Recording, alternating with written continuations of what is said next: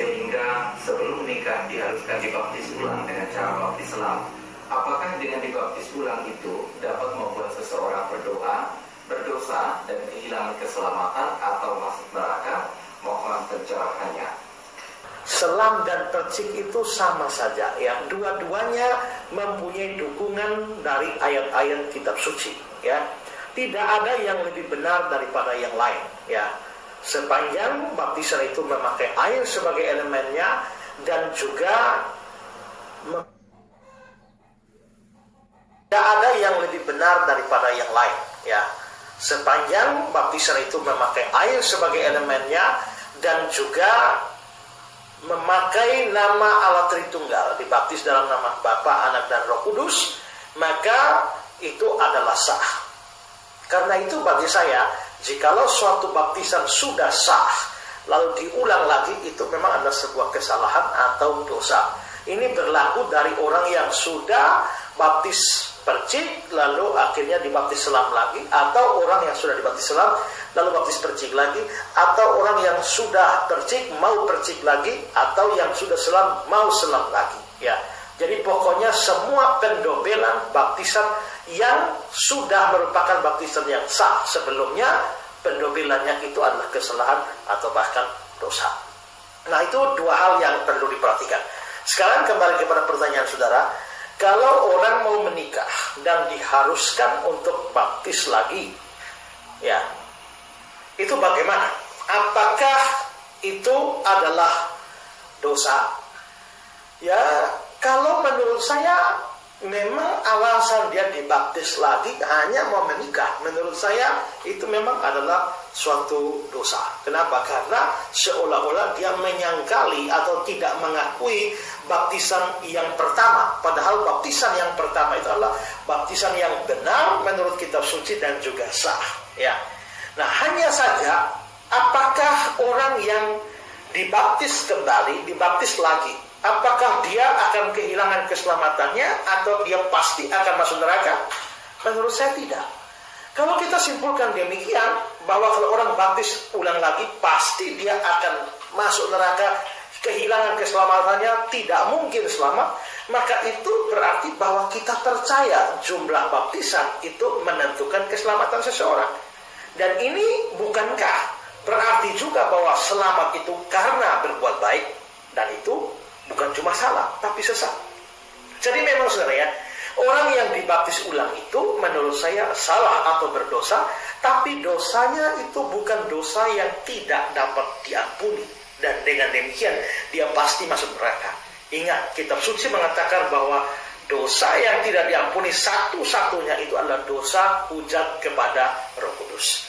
Karena itu menurut saya kalau ada orang yang mau menikah lalu harus dibaptis kembali, menurut saya saudara memberikan nasihat kepada dia dengan menggunakan argumentasi yang lain. Misalnya dengan memberikan nasihat kepada dia bahwa baptisan pertama yang dia sudah terima itu adalah baptisan yang benar, dan pengulangan baptisan itu adalah salah atau berdosa, dan itu lebih baik dipakai demikian daripada memberikan statement atau pemahaman bahwa kalau kamu dibaptis ulang, kamu dibaptis lagi, kamu akan kehilangan keselamatan, kamu akan pasti masuk neraka. Nah, itu jelas adalah pemahaman atau pendekatan yang keliru, dan sekaligus secara implisit kita sebenarnya memasukkan pengajaran yang sesat, yaitu salvation by works atau selamat karena berbuat baik. Nah, itu jelas seperti saya bilang tadi, itu sesat. Jadi adakanlah pendekatan yang lain yang sesuai firman Tuhan ketimbang suatu pemahaman yang justru menyimpang dari firman Tuhan. Ya.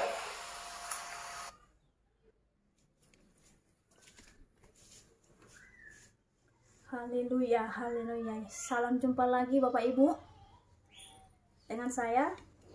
Sebelum saya membahas pembahasan saya hari ini, saya mengajak saudara untuk subscribe video saya, dan jangan lupa untuk tekan tombol loncengnya supaya video-video saya yang menarik saudara tidak ketinggalan. Haleluya.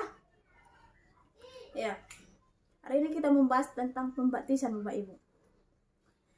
Yang sudah kita tonton channelnya Pak Esra Soru yang katanya pembaptisan 2 kali itu adalah sesat dan berdosa ya.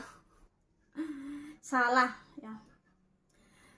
Jadi baptis ulang itu berdosa dan salah. Saudaraku yang kasih dalam Tuhan Yesus Kristus, saya akan mengatakan ya di atas ya.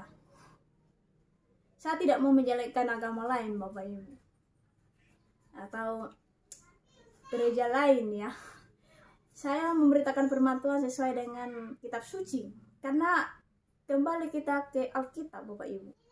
Yang membedakan baptisan itu adalah ini, Bapak Ibu, sebenarnya. Tapi sesuai dengan firman Tuhan, apa yang tertulis di Alkitab, itu yang saya sampaikan kepada saudara. Sebelum saya kembali kepada Alkitab, saya bersaksi dulu ya Bapak Ibu. Saya itu orang AKBP, Bapak Ibu. Orang AKBP. Dan saya pun sekolah di Nomensen, Bapak Ibu ya. Itu wajib, kalau AKBP itu wajib anaknya itu sekolah di Nomensen, Bapak Ibu ya. Jadi saya sudah dipercik dong Bapak Ibu.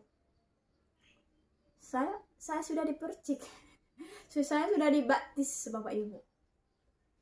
Setelah saya merantau Bapak Ibu, saya ini langsung merantau ke Jakarta. Dan 4 tahun saya karismatik Bapak Ibu. 4 tahun saya karismatik, saya belum dibaptis Bapak Ibu ya. Jadi saya itu dibaptis dengan hal yang sengaja Bapak Ibu. Saya waktu merantau itu berteman sama orang Cina Bapak Ibu. Jadi kawan kompak. Jadi kawan saya orang Cina ini ngomong sama saya pas hari Minggu itu, "Tin, ayo ke gereja bawa bajumu, bawa pakaianmu," kata. "Mau kemana rupanya kok ke gereja bawa pakaian?" Kata Tuhan kepada saya, "Hari ini kamu dibaptis." Jadi saya ngomong gini, dibaptis, bukankah peraturan di gereja itu kalau mau dibaptis itu sebelum dipembaptisan kan pasti pendetanya pasti kasih arahan dong, apa itu arti baptisan ya kan. Jadi aku bilang, kok aku masa aku dibaptis aku pun belum mendaftar gitu loh, maksudnya belum tahu tentang baptis itu apa. Jadi kata teman saya ini, "Ayolah, bawalah, nanti Roh Kudus lah yang mengartikan itu kepadamu," kata. Itulah yang disampaikan teman saya ini kepada saya. Roh Kudus nanti yang bekerja. Bawalah pakaianmu. Jadi saya itu aku bawa aja. Karena dia udah berbicara Roh Kudus Tuhan, Roh Kudus Tuhan. Ya saya, apa sih sebenarnya kok teman saya ini ngomong begitu sama saya gitu kan. Jadi waktu saya dibaptis Bapak Ibu, baptis salam Bapak Ibu ya. Jadi udah 2 kali dong saya Bapak Ibu dibaptis. Jadi puji Tuhan Bapak Ibu. Setelah saya dibaptis, Roh Kudus bekerja Bapak Ibu. Waktu saya dibaptis waktu kecil Bapak Ibu, maaf saya bukan menjelekkan agama lain, tapi apa yang pengalaman saya itu yang saya bagi tahu kepada saudara. Waktu saya dibaptis kecil, saya tidak mengerti firman Tuhan Bapak Ibu. Padahal saya rajin membaca Alkitab. Di AKBP memang diajarkan Bapak Ibu tentang Roh Kudus, tapi tidak mendalam seperti di karismatik. Jadi waktu saya di karismatik, setelah saya dibaptis, baru Roh Kudus bekerja Bapak Ibu, yang memberikan pemahaman tentang isi Alkitab.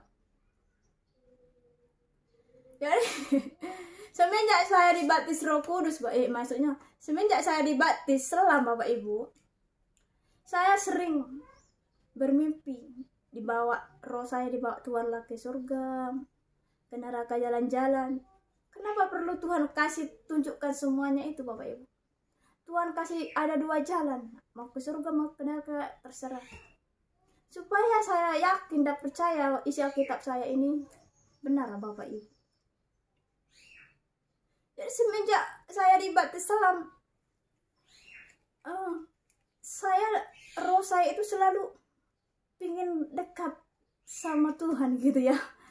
Rasanya saya pernah merasakan seperti ini Bapak Ibu. Apa saudara pernah merasakan? Saya nggak tahu ya.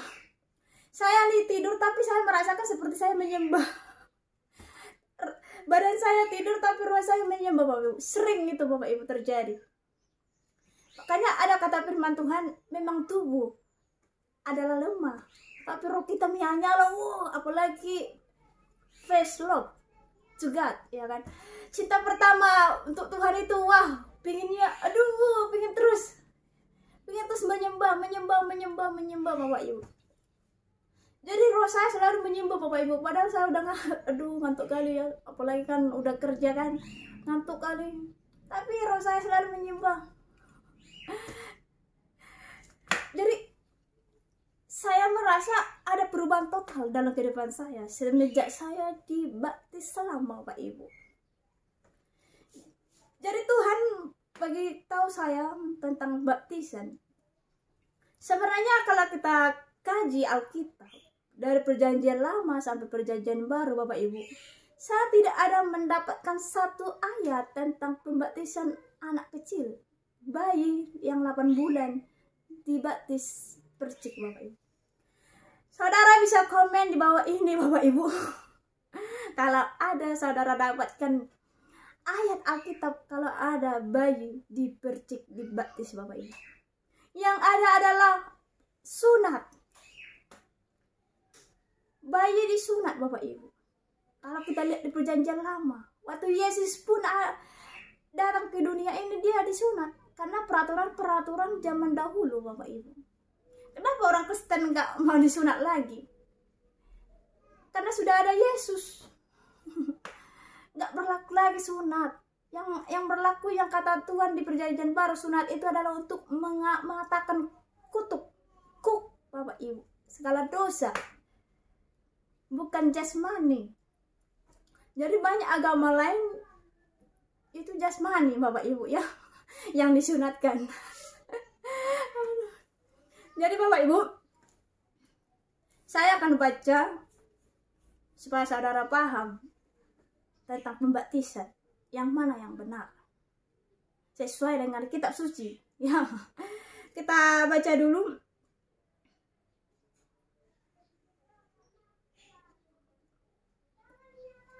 Lukas 2 ayat 21 ayat 22 Bapak Ibu. Lukas 2 ayat 21 sampai 22. Dan ketika genap 8 hari dan ia harus disunatkan, ia diberi nama Yesus, yaitu nama yang disebut oleh malaikat sebelum ia dikandung ibunya. Dan ketika genap waktu pentahiran, menurut hukum Taurat Musa, mereka membawa dia ke Yerusalem untuk menyerahkannya kepada Tuhan. Itu sunat Bapak Ibu ya. Yohanes 7 ayat 22. Jadi Musa menetapkanmu supaya kamu bersunat. Sebenarnya sunat itu tidak berasal dari Musa, tetapi dari nenek moyang kita, dan kami menyunat orang pada hari Sabat. Kita baca lagi Galatia 5 ayat 2. Sesungguhnya aku Paulus berkata kepadamu, jikalau kamu menyunatkan dirimu, Kristus sama sekali tidak akan berguna bagimu. Makanya orang Kristen tidak perlu lagi disunat, udah ada Yesus Kristus. Haleluya.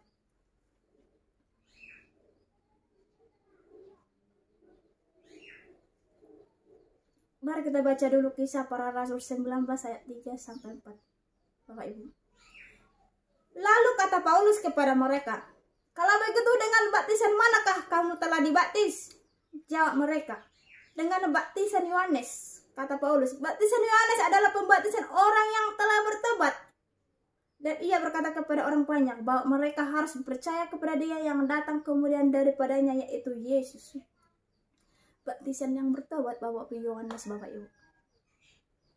Berarti nggak ada anak-anak di sana Bapak Ibu. Nggak mungkin si Yohanes berkhotbah begini, percaya kepada Tuhan, bertobatlah. Apakah anak-anak bilang yes, saya percaya, saya bertobat, saya siap dibaptis? Apakah anak bayi yang 8 tahun yang 8 bulan bisa berbicara seperti itu? Saudaraku yang kasih dalam Tuhan Yesus Kristus,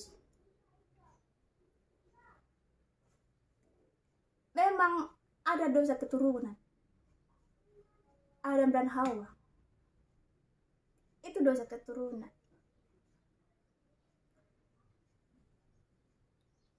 Untuk mematahkan dosa keturunan itu, Bapak Ibu, itu adalah penyerahan anak, Bapak Ibu, ya.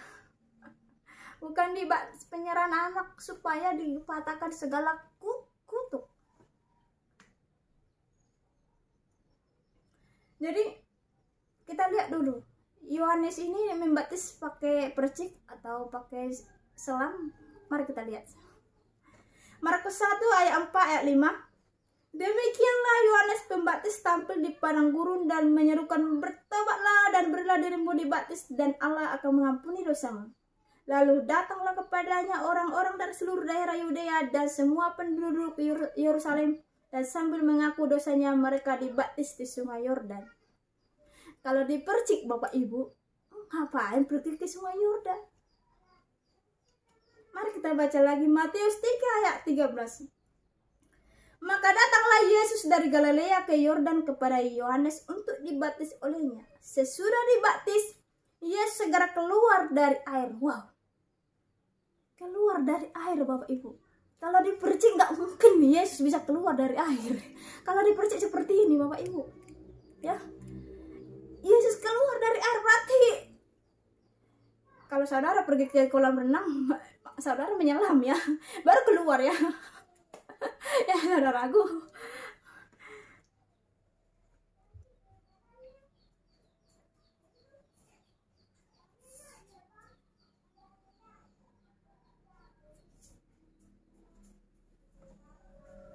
saudara bisa paham, Bapak Ibu?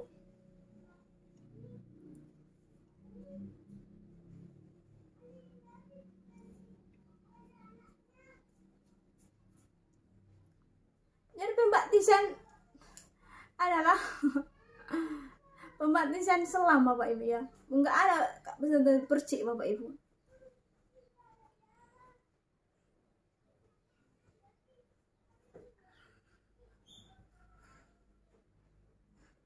Mari kita baca lagi, Bapak Ibu, supaya saudara bisa paham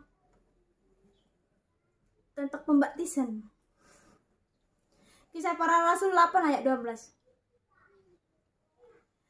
Tetapi sekarang mereka percaya kepada Filipus yang memberitakan Injil tentang kerajaan Allah dan tentang nama Yesus Kristus, dan mereka memberi diri mereka dibaptis baik laki-laki maupun perempuan.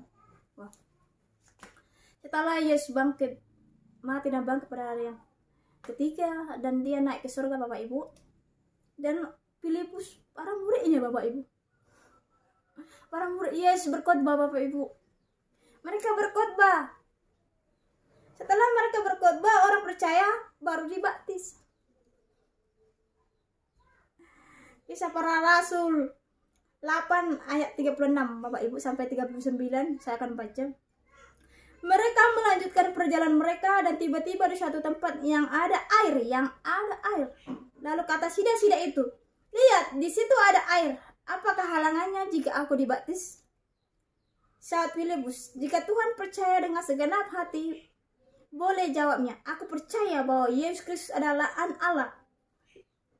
Lalu orang Ethiopia itu menyuruh menghentikan kereta itu, dan keduanya turun ke dalam air, baik Filipus maupun sida-sida itu, dan Filipus membaptis dia. Dan setelah mereka keluar dari air, Bapak Ibu, ya.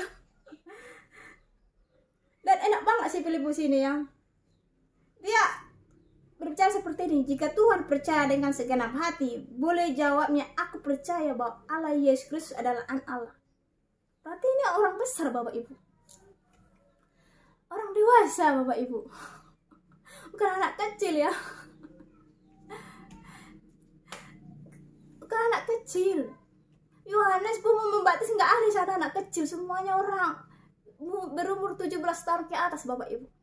Kenapa saya bilang kita ini bebas tuh, Bapak Ibu, memilih jalan kebenaran. Berumur 17 tahun saudara bisa memilih jalan kebenaran. Makanya maaf kata ada orang muslim, orang tuanya anaknya bisa orang Kristen. Karena yang menanggung dosa sendiri adalah diri sendiri, bukan orang tua lagi, karena kita sudah dewasa.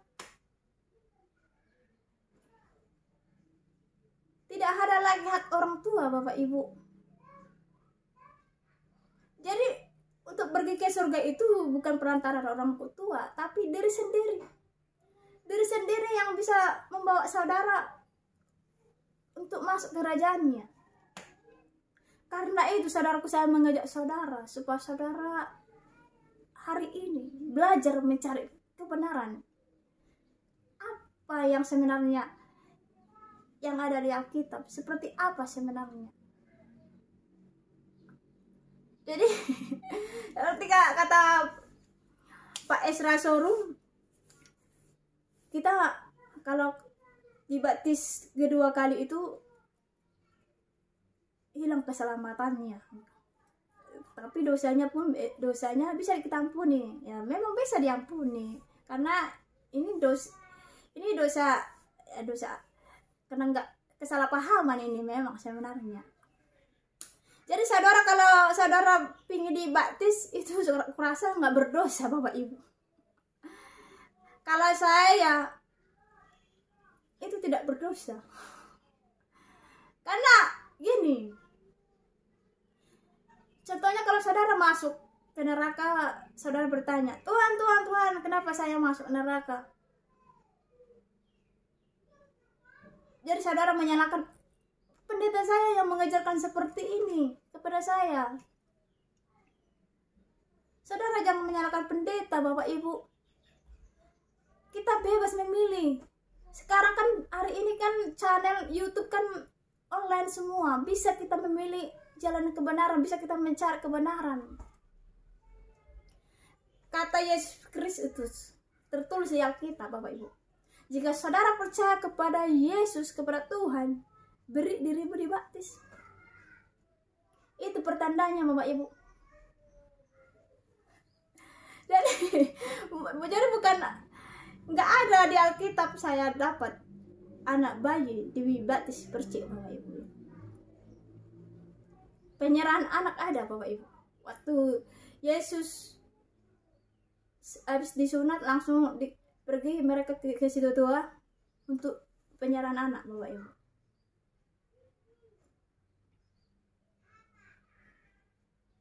Jadi kita baca lagi Bapak Ibu Kisah Para Rasul supaya saudara bisa paham tentang baptisan. Kisah Para Rasul 18 ayat 8. Tetapi Krispus kepala rumah ibadat itu menjadi percaya kepada Tuhan. Menjadi percaya kepada Tuhan Bapak Ibu. Bersama-sama dengan seisi rumahnya dan banyak dari orang-orang Korintus yang mendengarkan pemberitaan Paulus menjadi percaya dan memberi diri mereka dibaptis. Wow, berarti berkhotbah dulu orang Paulus. Setelah berkhotbah mereka baru mereka percaya. Iya, saya percaya bahwa Yesus adalah Tuhan. Saya percaya kepada Tuhan, bersama-sama saya percaya kepada Tuhan. Wow, luar biasa ya Bapak Ibu. Kisah Para Rasul 19 ayat 5. Ketika mereka mendengar hal itu, mereka memberi diri mereka dibaptis dalam nama Tuhan Yesus. Wow. Ketika mereka mendengar hal itu. Bayi memang bisa mendengar, tapi tidak bisa mengatakan, yes, saya percaya kepada Tuhan yang hidup. Saudaraku, ya kan? Betul nggak saudaraku? Tidak, iblis tidak bisa, maksudnya iblis. Bayi tidak bisa mengatakan, yes, saya siap dibaptis. Tidak ada Bapak Ibu. Jadi saudaraku yang kasih dalam Tuhan Yesus Kristus, hari ini yang menonton channel saya, percayalah dalam isi Alkitab.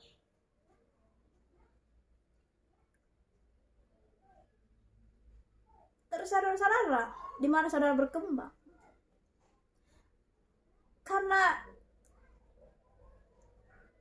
saya mengajak saudara hari ini supaya saudara semakin mendekat sama Tuhan, Bapak Ibu. Supaya mendekat. Karena banyak aliran-aliran sekarang yang membuat semakin jauh kepada Tuhan, bukan semakin dekat. Ya, dari carilah kebenaran yang mendekatkan saudara dekat kepada Tuhan. Jadi waktu saudaraku pindah ke karismatik, kakak saya kan ada sekolah pendeta, Bapak Ibu, dari keluarga. Jadi dia marah banget sama saya karena saya pindah aliran ya. Jadi katanya, kamu belum menikah sudah ganti aliran, Bapak Ibu. Jadi saya ini sudah berdosa, sudah melanggar titah kelima, Bapak Ibu. Hukum Taurat nomor 5. Sudah melawan orang tua, Bapak Ibu. Dia pakai Alkitab untuk mengapain saya. Tapi jawab saya simpel saja, Bapak Ibu. Jika saya keluar dari Yesus Kristus, saya bersalah dan berdosa. Tetapi kalau saya semakin cinta sama Tuhan, saya tidak berdosa. Saya percaya saya tidak berdosa, Bapak Ibu. Kalau saya berdosa, apakah Yesus membawa roh saya jalan-jalan, menampakkan dirinya kepada saya? Apakah saya berkenan untuk menerima itu, Bapak Ibu? Ya kan? Orang yang berkenanlah kepada Tuhan, sehingga Tuhan membawa rohnya jalan-jalan ke surga, Bapak Ibu. Jalan-jalan. Supaya saya semakin percaya, wow, berarti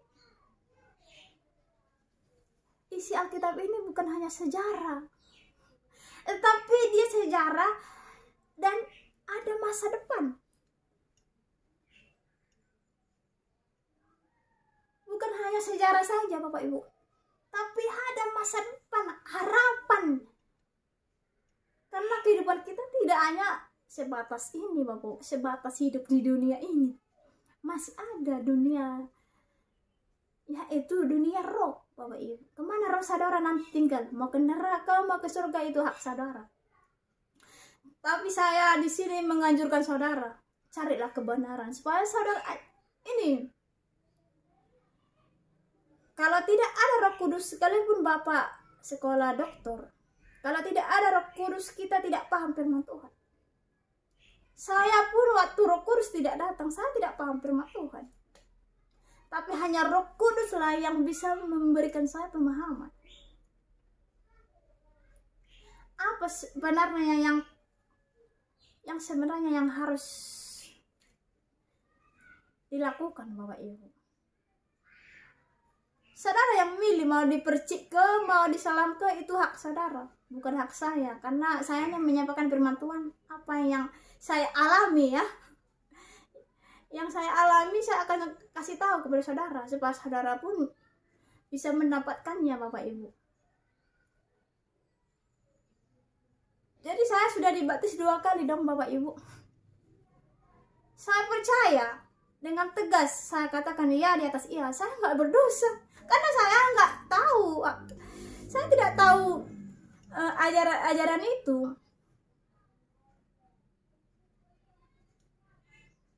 Itu bukan disengaja, Bapak Ibu. Jadi saudara jangan mengatakan kalau dia sudah dibaptis 2 kali itu salah dan berdosa.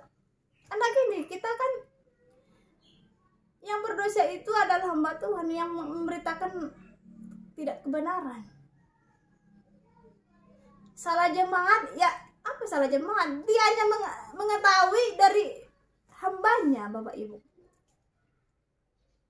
Kalau dia dibaptis ulang lagi, itu bukan dosa. Tuhan memberikan kemuliaan kepada dia. Waktu Tuhan sudah ada. Contohnya lah bagi saya, waktu Tuhan datang kepada saya supaya saya ini dijamah dia, Bapak Ibu. Supaya saya paham firman Tuhan, saya harus dibaptis dulu Bapak Ibu.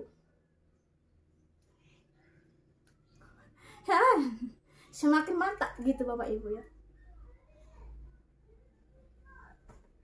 Setelah mereka dibaptis Bapak Ibu, orang